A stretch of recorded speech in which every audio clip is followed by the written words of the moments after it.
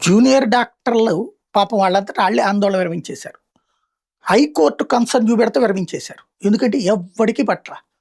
నిన్నో మొన్నో జగన్ చేసిన ఉంటుంది. ఇప్పుడు కూడా జగన్ టైంలో 70% దాకా స్టైఫండ్ పెంచాం. ఏడాదికి ప్రతి ఏడాది కూడా పెంచుకుంటూ వచ్చాము. అప్పట్లో ఇంటర్నల్ సర్క్యులర్‌ని టీడీపీ వాళ్ళు పెట్టి జగన్ మాటలు వేరు, చేతలు వేరు అంటున్నారు. ఆల్రెడీ జూనియర్ డాక్టర్‌లుగా చేసిన వాళ్ళకి తెలుసు కదా! ఇప్పుడు వాళ్ళు సీనియర్‌లు అయిపోయి ఉంటారు. ఉద్యోగాల్లో ప్రైవేట్ ఉద్యోగాలను, ప్రభుత్వ ఉద్యోగాలను పనిచేస్తుంటారు. ఆళ్ళకి తెలుసు కదా! అప్పుడు స్టైఫండ్ పెరిగిందా లేదా? అంతకుముందు బ్యాచ్ వాళ్ళకి పెరిగిందా లేదా? ఇప్పుడు పెరిగిందా లేదా? అన్నది ఆటోమేటిక్‌గా చూస్తారు కదా! మనం వార్తలు రాసినంత మాత్రాన, లేదా సోషల్ మీడియాలో డ్రామాలు ఆడినంత మాత్రాన, ట్రోల్ చేసినంత మాత్రాన సాధ్యం కాదు. అది పక్కన పెడితే, ఇప్పుడు పాపం ఆళ్ళకి తెలంగాణలోనన్నా సానుభూతి ఎక్కువగా వచ్చుద్దేమో గానీ, ఆంధ్రాలో అదేందో ఏది పట్టదు మనకి. రాష్ట్ర విభజన జరిగిపోతుంటేనే ఏమీ పట్టకుండా చూస్తా కూర్చున్న రోజు. జూనియర్ డాక్టర్లకు సంబంధించి చివరికి 2 వారాల్లో ఒక సమస్య పరిష్కరించండయ్యా అని హైకోర్టు ప్రభుత్వానికి చెప్తే, అదే చాలు మాకని చెప్పేసేసి దీక్ష విరమించుకోవాల్సిన పరిస్థితొచ్చింది.